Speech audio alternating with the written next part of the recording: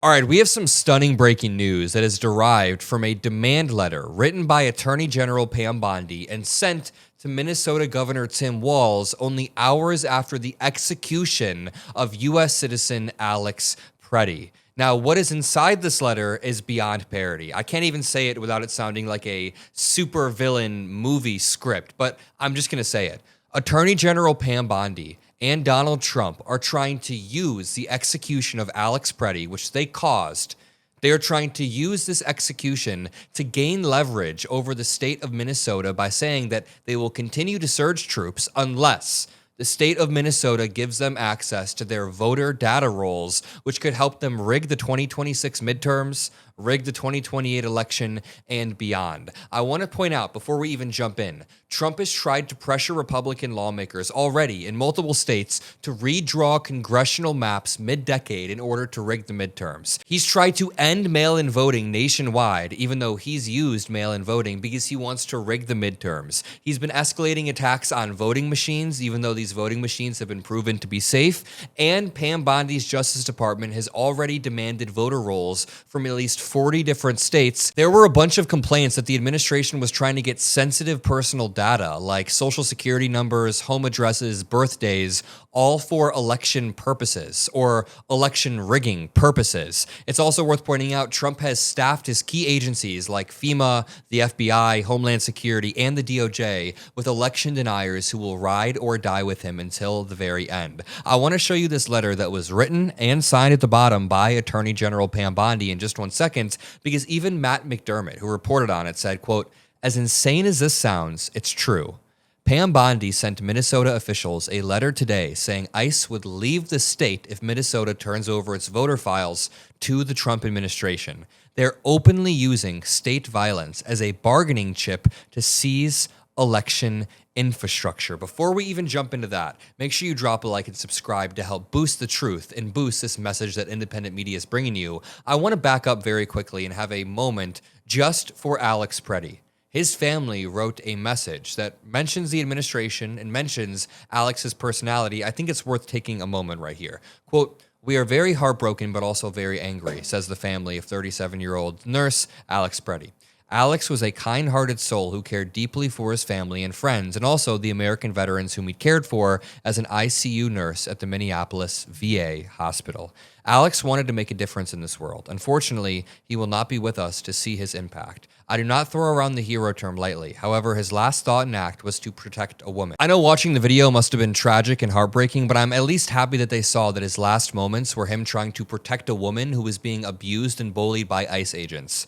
Obviously, the video is tragic, and nobody should have to see their son being slain by ICE agents, but I'm glad that they saw that he was protecting people and being a hero. They then say, "The sickening lies told about our son by the administration are reprehensible and disgusting. Alex is clearly not holding a gun when attacked by Trump's murdering and cowardly ICE thugs. He had his phone in his right hand, and his empty left hand is raised above his head while trying to protect the woman ICE just pushed down, all while being pepper sprayed. Please get the truth out about our son. He was a good man. We will get the truth out." One of his coworkers at the VA hospital said, for her part, she said, "It speaks to Preddy's character that he would stand up for his neighbors in Minneapolis. Quote, you could not think of a kinder, gentler, sweeter person," she said. "But I could see that, he was probably trying to defuse the situation or defend somebody or protect somebody or had run up because of his nursing role," she said. "And he was a very principled person and very righteous." She continued, "Knowing Alex, I know there's no way he would have provoked or done anything to bring this on. The last time she saw him," she said, "was last year. He was very happy. He'd been going along in his nursing career and he was feeling like things were falling into place. This makes it especially sad, especially heartbreaking. His life was just beginning." That is incredibly heartbreaking. And then Pam Bondi and Donald Trump use this as an opportunity to try to rig the midterm elections. One more time, as insane as it sounds, Pam Bondi sent Minnesota officials a letter today saying ICE would leave the state if Minnesota turns over its voter rolls to the Trump administration. Let's go to page 2 of this, where she says, second, this is her second demand, "Repeal the sanctuary policies that have led to so much crime and violence in your state. Removing criminal illegal aliens from Minnesota neighborhoods will save lives, and state and local officials should support this goal." I mean, it's only cost lives thus far, specifically 2 lives over the past 3 weeks.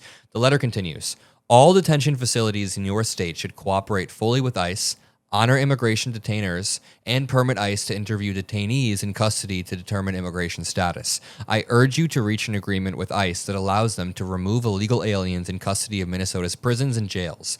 She then writes, third, allow the Civil Rights Division of the Department of Justice to access voter rolls to confirm that Minnesota's voter registration practices comply with federal law as authorized by the Civil Rights Act of 1960.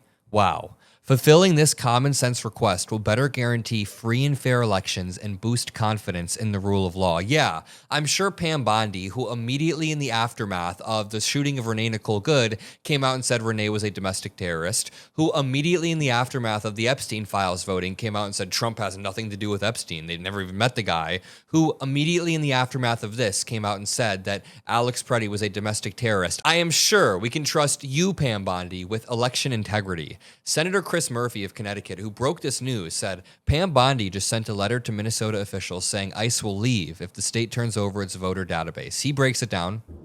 By now you've seen this horrific video, another individual killed in Minnesota. It's just fucking awful, the inhumanity of this. We cannot fund ICE as it is constituted today. But we found out something else really important today. Pam Bondi sent a letter to state officials in Minnesota in which she made a list of demands for ICE to leave Minneapolis. And one of those demands was that the state turn over its voter rolls to the federal government. This has never been about public safety. Minneapolis is a much less safe place today because ICE is there. This is likely about trying to rig and steal the election. Donald Trump is wildly unpopular. He is not committed to democracy.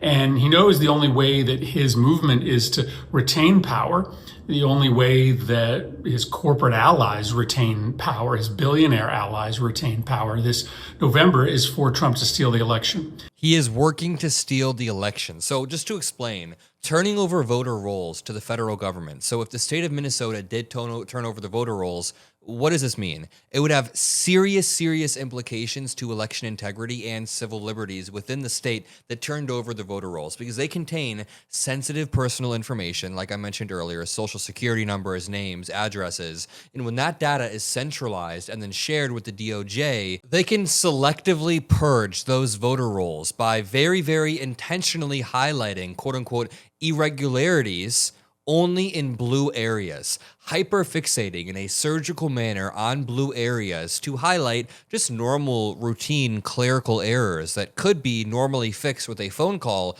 but doing it in such a quiet manner where they're able to purge the voter rolls. They do this to disproportionately affect young voters, low-income voters, people who move frequently, voters of color that tend to vote blue in order to rig elections. We've seen it time and time again.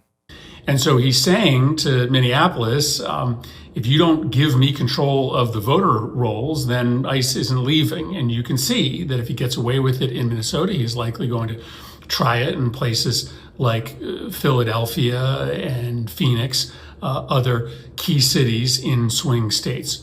So understand why it's so important for us to draw a line. I have been arguing all weekend that the Senate should not pass funding for the Department of Homeland Security. First and foremost, because this is a rogue agency. Finally, sorry to cut him off, but finally, Democrats are uniting on this issue, and Senator Chuck Schumer, the Senate Minority Leader, came out and said Democrats are going to block the funding and stop this appropriations bill from passing so ICE cannot get funding.